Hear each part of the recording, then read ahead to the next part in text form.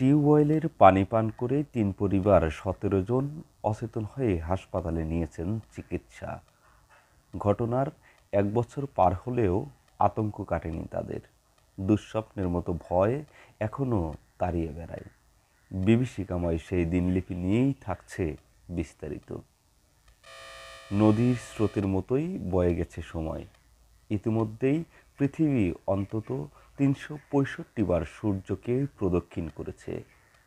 ঘূর্ণায়মান পৃথিবীর অনেক কিছুই পরিবর্তন হয়েছে আপন মহিমায়। কিন্তু বিভীষিকাময় কয়েকটি রাত দুঃস্বপ্নের মতো তাড়িয়ে বেড়ায় এখনো কয়েক গ্রামের মানুষকে। রাতের অন্ধকার নামলেই আতঙ্ক বিছানায় এসে জেঁকে বসে। চোখের পাতা বুঝলেই যেন আততায়ী এসে নিজস্ব মহিমায় অচেতন করে দিবে সবাইকে, তারপর নির্বিঘ্নে লুটে নিবে সর্বস্ব। দিনটি ছিল বৃহস্পতিবার, আর সব দিনের মতোই স্বাভাবিকভাবে খাবার খেয়ে বিছানায় যায় সবাই। পরদিন শুক্রবার সকাল থেকেই একে একে অচেতন হতে শুরু করে। হাসপাতালে একে একে মোট ১৭ জনকে নেওয়া হয়। তারপর পুরো গ্রাম জুড়ে নেমে আসে ভয়ঙ্কর আতঙ্কের কালো ছায়া। ঘটনাটি সিরাজগঞ্জের শাহজাদপুর উপজেলার মাদলা গ্রামের। হাসপাতালে চিকিৎসা নেওয়া কামরুল ইসলাম জানান, প্রতিদিনের মতোই বাড়ির সকলে একসাথে সকালের খাবার খান। হঠাৎই অসুস্থ বোধ করায় তিনি স্থানীয় চিকিৎসকের কাছে যান।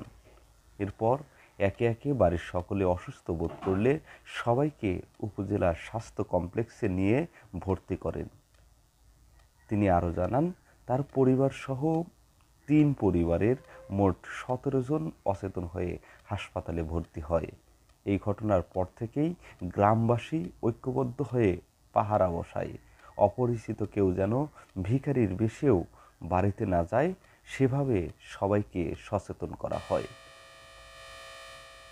এদিকে এর আগে উপজেলার হাবিবুল্লাহনগর ইউনিয়নের রতনকান্দি এবং ফরিদপাঙ্গাসী সহ কয়েকটি গ্রামের অন্তত ৫০ জন অচেতন হয়ে হাসপাতালে চিকিৎসা নিয়েছেন এবং সেসব বাড়িতে ধারাবাহিকভাবে লুটপাটের ঘটনা ঘটেছে।